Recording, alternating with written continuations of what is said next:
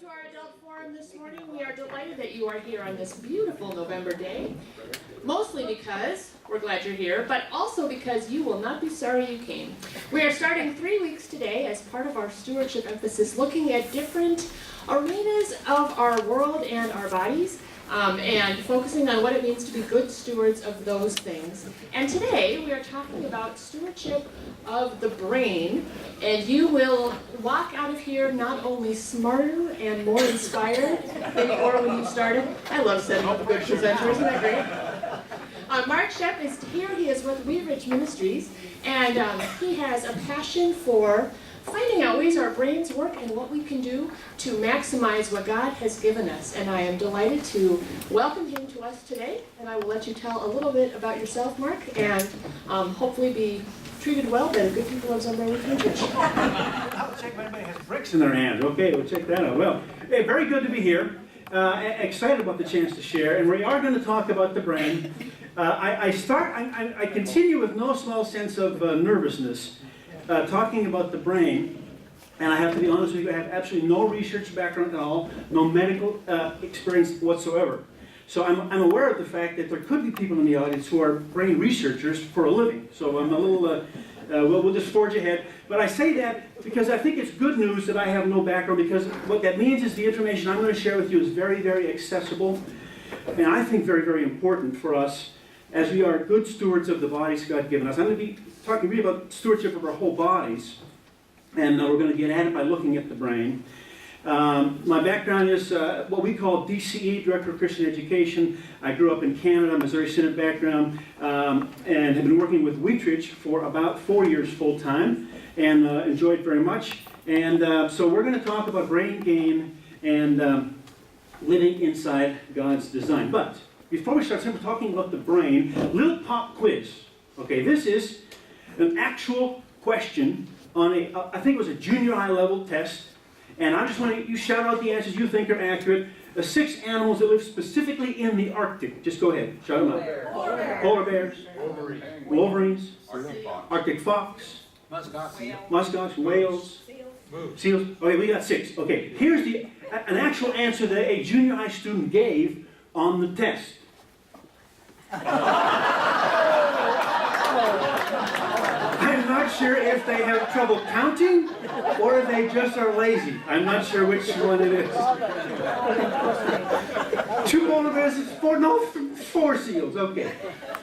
All right. Now I want to talk a little bit about Wheatridge, but I want to do that at the end of our conversation because I'm going to raise some health and human care information. And in that context, Wheatridge seeds new ministries of health and hope. We don't do the ministries. The congregations, the local congregations do. We help you get started with grant money and other kinds of things. We did not invent this picture either, but we like it a lot. What we often call it the wholeness wheel, the wellness wheel. Christ, of course, at the center. And then all those parts around there, many congregations doing financial, Peace University, or other things like it. I'm going to talk mostly about the physical and the intellectual. Any one of those pieces out of whack, it's like a mobile. Everything's affected, and it's just, sort of jerks everything else around. So whole person health is critical. And you folks here understand that, I think, as well as anybody. You've got a health ministry team, prayers for healing. I see that's happening, in fact, this weekend, I believe. The backpack program, that's going to come up later on. We talk about some schools, and then the community is talking about a destination medical community. I always thought it was, quite honestly. It's interesting to me that you're talking about it in that way because my wife went here a number of years ago. And my father-in-law is a Lutheran pastor, retired, and I was in St. Ansgar, Iowa. And at the time she had some itching and no idea why. Nobody could figure it out. My father-in-law said, go to Mayo, they'll figure it out. Sure enough, Hodgkin's, unfortunately, but she figured that out, and after 2 rounds of that, she's doing fine, and we're thankful for the community here and the work. So you were a destination community for us already. So we're going to talk about these kinds of things. I'm not going to get to all of this today, but I want to let you know some of this other stuff is there for the potential for some repeat connections. Mostly we're going to talk about the first three things: exercise, diet, and play, and how dramatically those affect the brain. We've always known they affect from the neck down: lungs, muscles, heart, etc. But there's dramatic evidence that's actually not very well known that it affects the brain. I do a whole separate workshop on play, because play and the brain is such a big thing. And then the plastic brain, that scientists talk about it, how it rewires itself, and that's happening actually all the way through our lives. All of us are rewiring all the way through life, and that's critical for us to know in the church for lots of reasons. This is how I got interested in the brain. This is my family back in 1992. For about 12 years, I made a living full-time as a juggler. The Lord had a strange detour in mind for us. I never would have anticipated that. We called her, my last name is Schoepp. We called ourselves Fitz families. Long story, I got Fitz out of Schoepp. But we used to call our kids, so Fitz was our last name, so Fitz. Miss Fitz, It Fitz, What Fitz, and Quits Fitz, because we were done after him. That's how we called him, yeah. Anyway, back in 92, I came across an article that connected success with reading with success with juggling. In other words, take a struggling reader, teach them how to juggle, and the reading skills go measurably and significantly up. And so I go, what's going on there? So that sort of suckered me into paying attention to the research. And folks, since 92, when that picture was taken, the brain research field has exploded, in no small part because we now can scan the brain live. Used to be we relied on an autopsy, basically. Somebody had a problem, we wait till they die, ask for permission, and poke around. That's what we could do. Now we can see what's going on live inside the brain in many fascinating ways. I don't do much with Scripture, but I want to plant two verses in the back of your head as we think especially about stewardship in this context. John 1, that whole chapter really is about the context of Christ. In the beginning, in creation, and then Word became flesh. That's the center of our theology, but what that also does is affirm the physical world.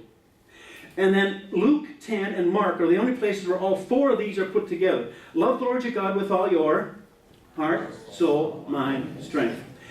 It all comes from God. He wants it all back, and He wants it all back in good shape. We're the tools in the toolbox, okay? And that's what He's asking from us and expecting from us. And we'll talk more about that. Now, you may know some things already about the brain. The brain's very sort of compartmentalized. It's not very fine lines, but we're all pretty much the same in these frontal cortex, motor cortex, all those kinds of things. You may also know that the name Gabby Gifford would mean something to you, traumatic brain injury, and the brain with fast intervention, even folks in the military from IED explosions, quick intervention, the brain is able to rewire itself in some amazing ways. Not fully and completely, but more than you even imagine. Used to do it here, now it does it over here, at least in major portions of it.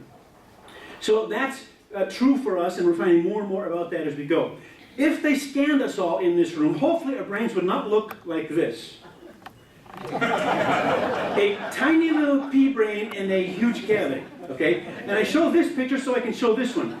This is sort of a caricature of a neuron. I just talked to a guy who's a retired anatomy professor, neuroanatomy professor from Rush University in Chicago, and he says they've revised down the estimate of the number of neurons. Not sure how they're counting them, but they're now at about 85 billion. Okay, that's a lot of neurons. And you have a nucleus, and then this is what they call the axon, which is chemically, but it's not chemically, but it's electrical firing essentially. And then you down here, these terminals go to other neurons, okay? And with all billions of those neurons, that still only makes up 15% of the mass of our brain. So that begs the question, what else is up there, okay? Well, this is a neuron, electron microscope of a neuron. You got the neuron here, and the axon going off. And this is actually not a very good picture because scientists tell us that each neuron, some neurons at least, are capable of up to 100,000 other connections to other neurons. So that's what's, well, I should say this, then all the dark stuff is what they call glial cells. They're still figuring all that out, but it's scaffolding is one of the things. It's just holding up the neurons in this structure. It's housekeeping for the chemical reaction that happens between cells to get rid of that stuff. And all this is happening at breakneck speed between, we don't know how many connections are happening all the time. And that's, folks, how we do math, science, engineering, language, art. It's all based in that physical stuff that's going on up in our heads, okay? And that's important for us to think about when we think about exercise as we go through this. I want you to see if you can guess what's being advertised in this little 30-second commercial. It's not, there's no words for about 20 seconds, and then it describes what it's advertising. Go ahead and see if you can guess.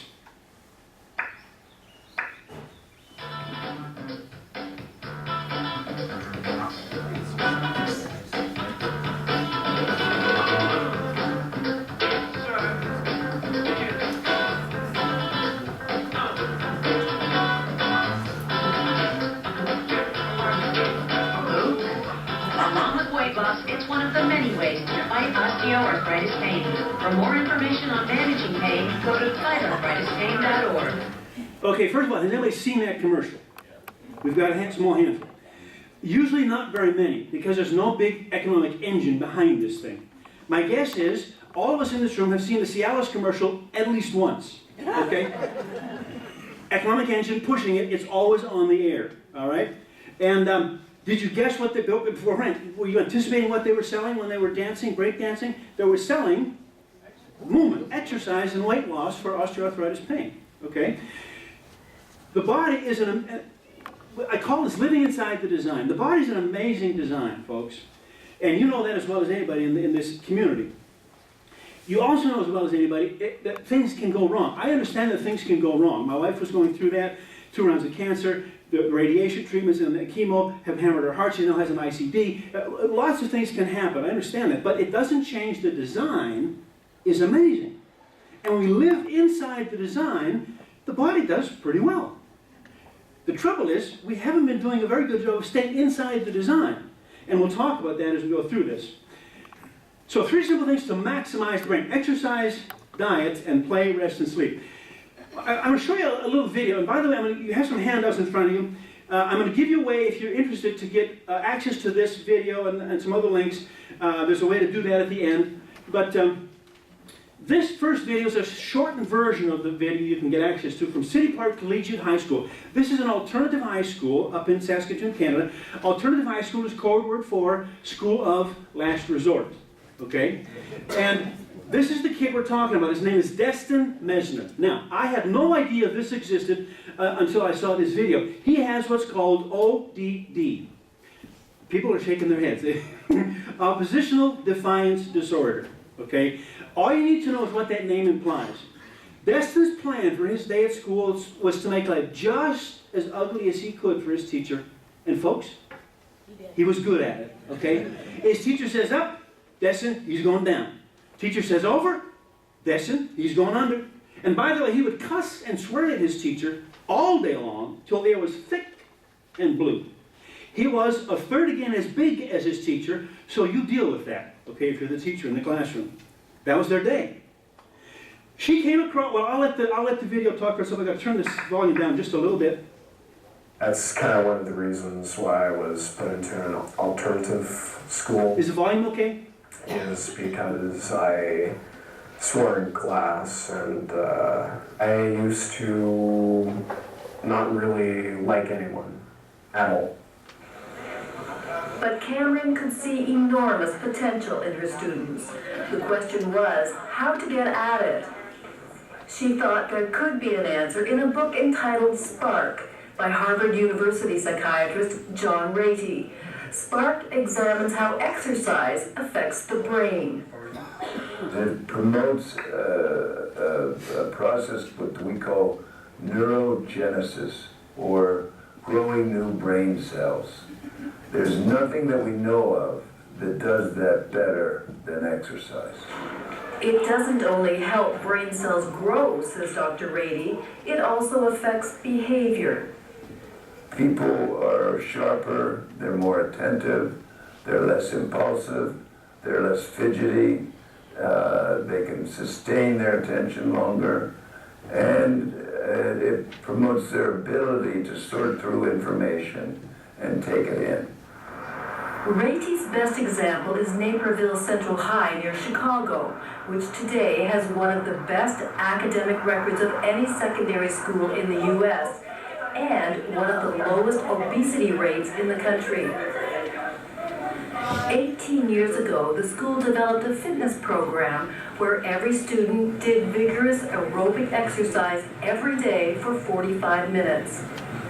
It was the first program of its kind in the U.S., one that also has an innovative combination of movement. Switch. That switch, people want to go like this. No, you got both hands go together, okay? Punch. Now, make it like this. Right hand fist, left hand open palm. Now face a neighbor. You'll be opposite, okay? Punch, switch. Punch, switch. Punch, switch. Okay, that's a brain break. Have a seat.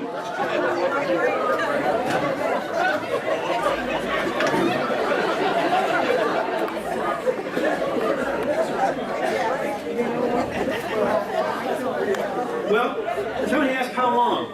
These never go more than 120 seconds, 2 minutes max. Sometimes they're shorter than that. And sometimes if the teacher's good at this and has been doing it a while, the movement gets consumed into the instruction. So if it's math, you move around, jump 3 times, whatever, okay? Sometimes it's just random movement, but they're always what they call cross laterals. You know the thing where there's the classics, pat your head, rub your stomach, okay? What you're doing is all the stand is doing is blood flow. That's all it is. Move the brain more to the right side of that picture. Remember the picture? Blood flow. Then the cross lateral is, I had no idea, I show a video, I don't think we have time for it here, but there's a video where a gal who had a stroke, she was a neuroscientist, Jill Bolte Taylor, on TED Talks. You ever watch TED Talks? She had a TED Talk called Stroke of Insight. I think it's called Stroke of Insight. And so as a neuroscientist, she had a stroke, and she knew exactly what was happening during this stroke. You know, for a stroke, if you have a stroke on your right side, which side is impaired? Left, and vice versa. So there's this, and so if you take your brain out of your head, it totally falls open to 2 separate halves, not connected at all except for the corpus callosum. So these cross laterals force the hemispheres to communicate, and it's sort of like a little, you don't feel this, but your brain kind of goes, whoa, and a little bit of a wake-up call. And then the blood flow goes, and it's just a nice way to wake up the brain. Now what you have to do is, because you were all struggling with this one, right? If you do this 5 or 6 times in a row, you get, and it's no more of a challenge anymore. So you always have to give new challenges, so the brain's forced to try. That's what the brain break is about. It's just new cross-lateral challenges, stand, and then you sit right back down, you're right back at work, a little more renewed, giving God our best, this whole stewardship thing, okay? Now, let's keep going. That's exercise. Diet. I don't have a video, although, anybody see Super Size Me? About the guy who ate fast food for a month? Yeah? That school was highlighted on Super Size Me. Appleton Central Alternative High School, another alternative high school in Appleton, Wisconsin, that dramatically changed the food for the kids. Here's what they did. There was a company in Appleton that firmly believed that food affects behavior, for good or for bad, depending on what you eat. They said, well, we're going to fix your breakfast and your lunch. And folks, when you do the backpack program, you know the backpack program is there because a lot of students get their breakfast and lunch at school or they don't get it. Chicago Public Schools a year ago had a strike in the fall. Guess what stayed open? Cafeterias. They had to. There was kids' lunch and breakfast, okay? So this school changed that, and the government's now using a plate portion like the food pyramid. Lots of whole grains, lots of fruits and vegetables, less of protein, and very small amounts of fats, sugars, oils. Okay, how do we eat in this country? Flip it over. We jokingly call it the SAD, the Standard American Diet. You can spell, okay? And so prior to the food change, this school had a police presence in the hallway because they needed it. It was a dangerous place to be. Fights in the hallway, bad attitudes. It was ugly.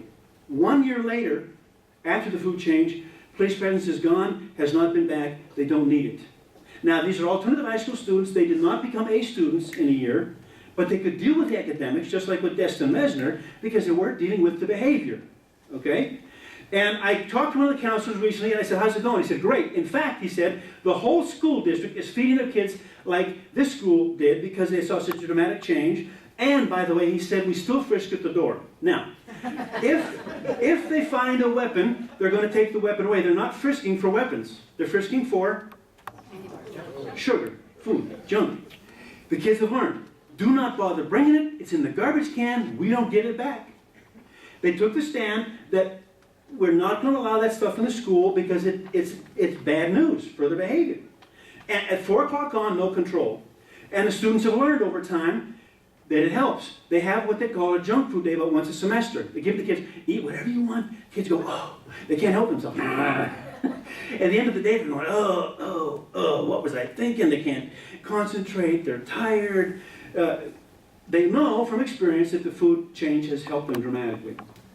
Now, the video talked about that, John Rady, he used the term obesity crisis was his terminology, obesity crisis. You all know CDC, Center for Disease Control, we're missing a letter, folks, hardly ever used. CDC P. Why is it not Center for Disease Prevention and Control? In all this dialogue we have in this country about healthcare, it's almost all of it about how do we pay for it, as opposed to maybe we don't need as much if we're better stewards of our bodies. Okay? So here's a series of slides from CDC. I want you to pick a state or two you want to track. The slides are going to go very quickly. What you're measuring is what percentage of the population is 30 pounds overweight or more, 5'4" person. Either state has no data, or there's less than 10, or there's 10 to 14% in this category. Starts in 85. Slides are going to go fast. Pick a state you want to track, or two, and then here we go. 86, 87, we're off to the races. 91, new category, 15 to 19%.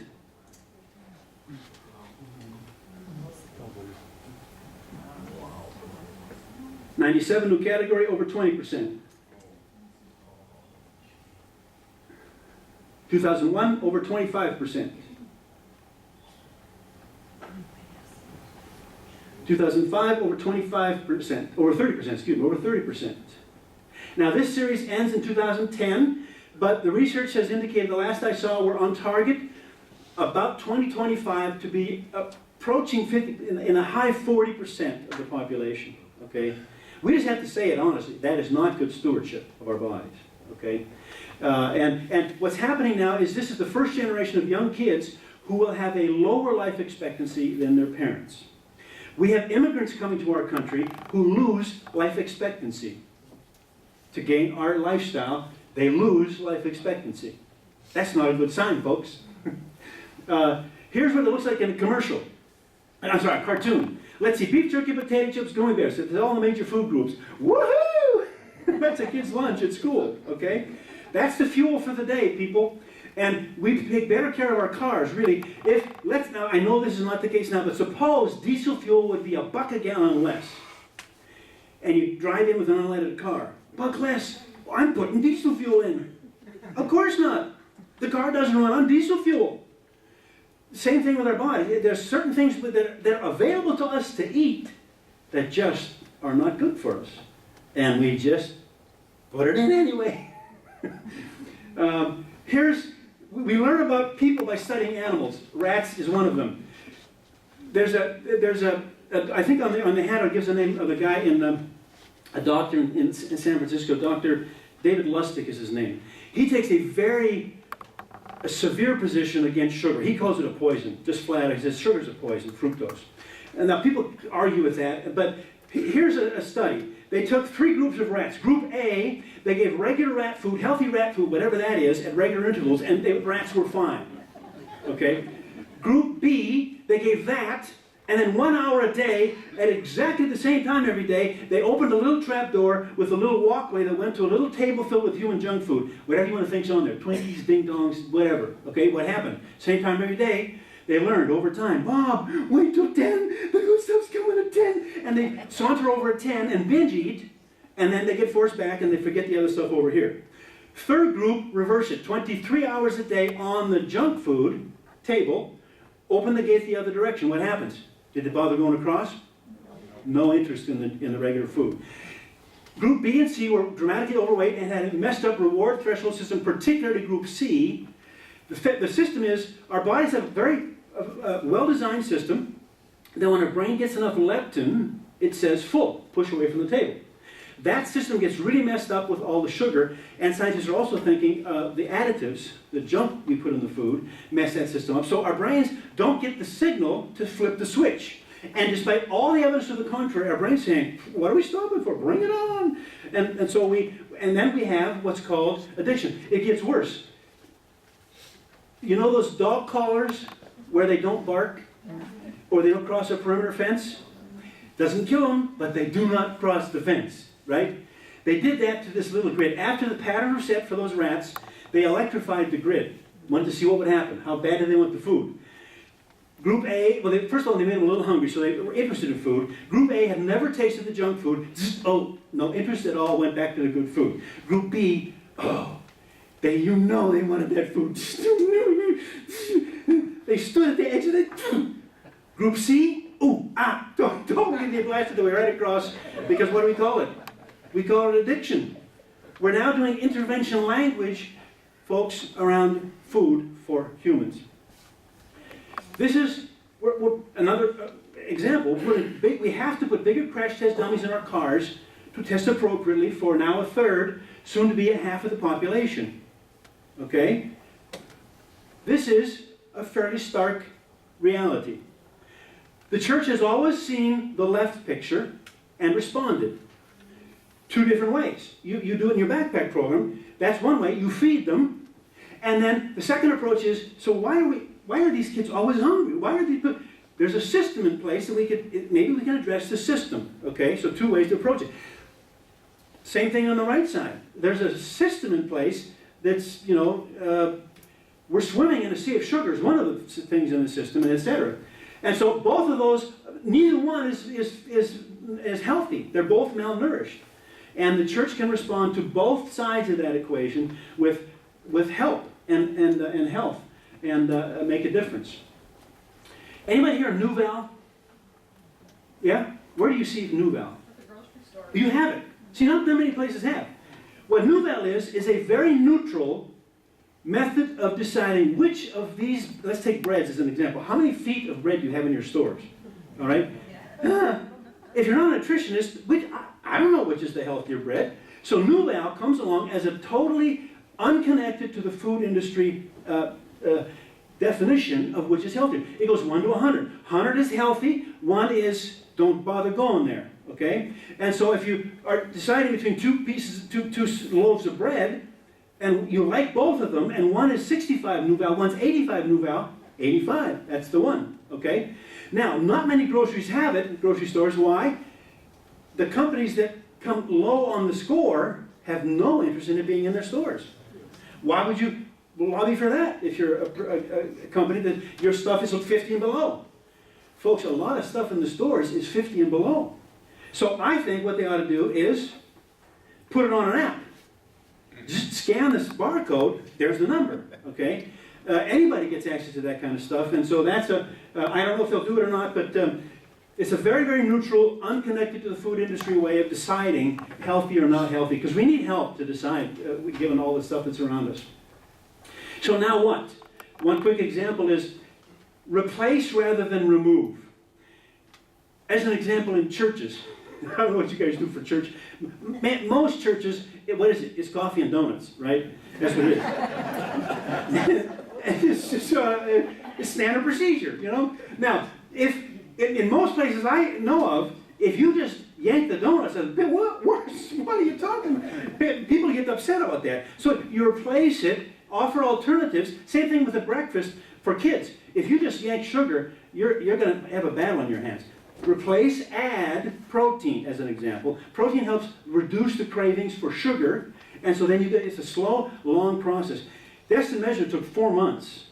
I should say this as well. Neurons, all those neurons, we have more neurons in our intestine and stomach than we have in our backbones, and those tune to the food that we eat over time. So if we're eating healthy food, it's tuned to healthy food, and if junk food comes in, they kind of go, oh, are we supposed to be eating this stuff? Okay, if we're eating junk food all the time, and good food comes in, those same neurons go, same thing. I don't think we're supposed to be eating it. It's tuned to whatever we eat for a long time. So the good news and bad news is, the good news is we can retune. Bad news, don't give your kid broccoli on Friday and hope they're going to ask for it on Monday. Not going to happen. 4 months later, they'll start to like broccoli because that's what they're tuned for. Okay, that's the point of how we function. Not going to do a brain break in terms of time. Play. Very quickly about play. Again, I have a whole separate workshop on this because it's such a big deal. This is an actual kid's definition of play. By the way, I don't think there's a single good definition of play. Play is too big a thing. But this is one kid's definition. Play is what I do when everyone else stops telling me what to do. I like that one. That works for adults too, by the way, doesn't it? Yeah? Okay? Now, think about the implications of this. Little League, as an example, Little League is not play. No. It might be good exercise if it's soccer. If it's baseball, it's probably not even good exercise, folks. Nobody's moving much on a baseball team. So, a lot of implications about that definition of play. This is our granddaughter. We're going to see her in 2 weeks. Woo! Charlotte, yay! Charlotte is a process, not a race. We have, with good intentions, we've thought that if we want to get this academic thing sharpened up, start it earlier. And we'll even start it earlier. We keep pushing it earlier. Bad news from what the research is telling us. Well, I'll get to that in a second. The research says the best thing, even up to K, the kindergarten level, is play. Now, it's wide varieties of play. It's not just one single thing that a kid does because they like it all day long. You want to have a good variety of play happening, but the play is about, I use 2 words for what the brain does for kids. It does practice and it does programming. Everybody in this room, we all learned the language that was spoken around us fluently when we were kids. We just learned it. That's programmed in, right? None of us were programmed for cooperation out of the chute. We weren't. How do you learn cooperation? You cooperate, or you get bumped out because you didn't. Play is how you wire for cooperation, okay? So that's critical stuff to learn, and then all the academic stuff later on. Check this video. Some of you may have seen this before. Kane's Arcade. This all started with going to buy a door handle. It was last summer, and I went down to this random used auto parts store, and I met this 9-year-old boy named Kane. I'm Kane. Who had taken over his dad's store with this elaborate cardboard arcade. I was his first customer. He saw something in my son that nobody else saw, and he made a film about it. I posted the film online 4 months ago. Little did I realize that both of our lives were about to change. Finally, tonight we have a great story out of Los Angeles, East LA to be precise. When you're a lonely 9-year-old boy, an empty cardboard box can be a universe of possibility. I found this great story. I want to share it with you. They're lining up to play at his cardboard arcade. This kid made his own arcade. Okay, now I do not want to minimize the creativity of Kane's Arcade. It was a very creative plaything that he did, right? But think about it. Not too long ago, back in the day, that was how kids played. Nobody came to your door from NBC News to make a story about the thing. Okay? Play has dramatically changed for kids, and that's one of the reasons why we're having some academic issues. We reduce play way too early for kids, and they're not wired for some things that they have to be wired for. And there's a theological question. On the 7th day, God rested. Our brains are designed the exact same way. We have to have time to go, whew, okay. And in the background, while we have no idea what's going on, our brain's going, I think those two things go together. I have no idea what that is. We haven't used this for years. Boop. All that's happening in the background, and we need that to happen in the background. And no play and downtime, it's not happening. If there's always input, we're not functioning to capacity. Okay? That's just how it is. And those are the words, practice and programming for kids, and for adults it's about processing, that processing in the background, and performance, high level of performance. We need rest and play for that. And we get into that more later on. It's kind of like I mentioned, you know, an iPhone, a smartphone comes with an operating system and a couple apps. Then you've got to add the apps, you've got to add cooperation, you've got to add engineering math, you've got to add all those things, okay? That's how the brain works. And we'll get into more of that at some other point. Things like recess at school, breaks at work, days off, sleep, all very critically important for how we function and give God our best. Stewardship of our bodies. Okay. Now, I'm going to pause there. Well, now what? You know, just even working with the day off is a good start. And then you know, analyze your play. Do I play? What are my things as an adult that I do for play? Do you have a list? Anyway, we'll get into that at some other time. Now, quickly, question. We have a little time. We'll talk more about Wheatridge in a second, but I want to give you a chance to Ask questions about exercise, diet, and play, if there are any.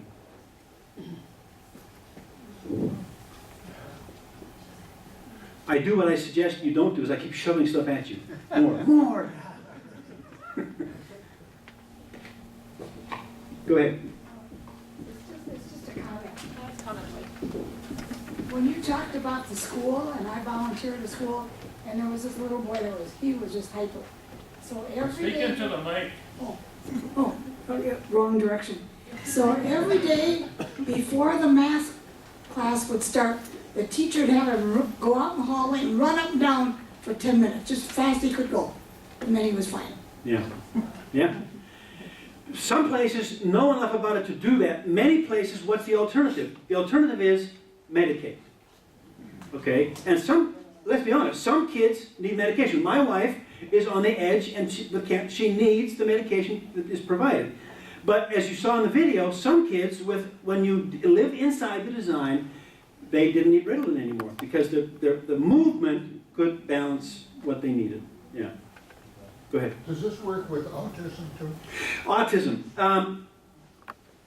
I can't speak to that well enough in terms of my background. I don't see a lot of connections in the research. Where I see the connection for autism is around diet and additives. That's where I see connections in the research. But it's not conclusive, and they're still trying to figure out what's going on with that. But autism is skyrocketing these days. Yeah. This, I grew up, and I think lots of people here grew up with the idea that the brain cells you have are the brain cells you have, and everything you do in high school and college kills those brain cells. And what specifically are we talking? Never mind. I don't know. So preservation was the word. And yes. This idea that we can create and build and grow is revolutionary. It is very revolutionary. Because when I heard this first, I go, what? Did he say what I thought he said? And they're saying that's what's happening. Yeah. Relative to diet and exercise, do you have any stimulating words to say about motivation? You know, oh man, I'm gonna come back on Wednesday to town here and meet with a gal. Kaisa is her first name. I forget her last name. She works at the Dan Abraham Center that Mayo has, and she works on staff there because that's the question I have. How do you motivate people to make a change? I'll speak personally for me. Sometimes it's education. I did a post about this just recently on Facebook. I'm doing a major conference with educators. One of the main things they're asking me is, how do we help our staff change? And the thing that's coming up in the Facebook post is, find help with partners. Get together with other people. And I know it's true for me. When I played racquetball with another guy and he was waiting for me to come, I showed up. And if it's by myself, I could, so that's one thing. You've got to get some help with it. The other thing was education. There's a book called Younger Next Year by two guys, actually. Younger Next Year, you can find it online. One of the authors, they co-write it, and one of the authors likes to swear, and if you don't like that, ignore that in the book, but it's good information. The information was, our bodies make two different kinds of chemicals. One kind of chemical is what they call C6, which is the decay chemicals. Our bodies have replaced all kinds of cells over the course of our lifetime, many times over. So we have to have that kind of decay and this mechanism. Then the C10 chemicals are the growth chemicals. Left to its own devices with no exercise included, which is higher? C6, the decay. The only way to get C10 higher than C6 is one way, exercise. I go, okay, that's it for me. That changed my mind totally about staying on track with exercise. So it varies for people. That's where the church can step in as you help each other do that, and the people around you in your community. That's what Wheatridge is. Let me just very quickly go to Wheatridge. I know we're done with that, but if you want to, there's a card at that table and some at this table. If you're interested in an electronic version of the handout that has all the links there for the video that I showed, etc., then just leave your name and an email there. Be warned, you're going to be on Wheatridge's email list. It's not a bad list to be on, easy to get off, and I will send you the electronic version of the handout if you want to do that. Then, Wheatridge is, by the way, the simplest way to get everything I want to share you is online. It's smartphone friendly, wheatridge.org/mini-tour. Everything I'm going to tell you is there, okay? But some good things are happening. Remember those advocacy, that teacher in Canada and the school in Appleton, Wisconsin? that made some changes in kids' lives. They took a stand. They said, we're going to do something about this circumstance. And so advocacy, that's what the church can do. And Wheatridge says, ask some questions. Where are the places in your church or in your own life that you have these challenges and pinch points? And you know what? Chances are good that your neighbors have the same ones. And many of them are not connected to your church. So it's a very wonderful way to connect your church to the community. We like to call them bridge ministries. And Backpack's one of them. A way for you to touch lives of people in your community around stewardship of our bodies, which is God-pleasing. And in that context, there's relationships to then share the gospel of Jesus. And, you ask the question, what's going on around us? And then if there's something that's new and simmering, a new idea, then that's where Wheatridge can come in and we can grant you some help to get those done. We give it in terms of grants. Quickly, there's a list, just a very, very short list of the kind of things. Community homebound and worship for older adults, prison ministry in Nebraska, homeless ministry, California, Florida, veterans ministry. We go around the world. We got projects in Shanghai, China, 5 or 6 different projects for healthcare access. Lots and lots of different things. Very quickly, the criteria is for our grants health and wellness oriented, new for the congregation, and long term. And in 3 different levels. Small grants, $1,000 to $5,000 for 1 year, $5,000 to $50,000 for up to 3 years, and a very new one for us called burst grants, focused on young adults. Not ministry to young adults, it's young adults doing the creative ministry, 20 to 35, roughly in that age group. And then there's a new thing for us called crowdfunding. Kickstarter, crowdfunding, that kind of thing, social media based. There's information at the back. New site, we're testing it this fall, available for congregation to use probably in early 2014. In a quick nutshell, that's Wheatridge. I have a chance, we'll do some more email with the leaders here. I'm always around, available for more conversations. I'll be hanging on here afterwards. We just encourage you to get creative in your community. You already are, as I look at the webpage. And if there's new things simmering, we think Wheatridge could be helpful to that. And then the critical thing to know about also is that we need your help to do it. We have a foundation, but we're an odd hybrid. We're like a Prius. The foundation is some of the money we used to give away, but mostly what we give away is from donations from individuals and congregations. And we have, Dwayne is one of the folks who's been doing that for us over the years. We could not do it without folks helping us out. And there's information at the table as well about that. So, time's up. Blessings to all of you, and I'll be hanging around here if you want to have a conversation. Thanks to you, Mark, for your good words and for your inspiration. Please join us next week. Next Sunday on the 17th of November, we will be talking about stewardship of relationships. And specifically, we're going to be bringing in a panel of some of our high school students and Pastor Lisa, who will be talking about modern ways of communication. What are they?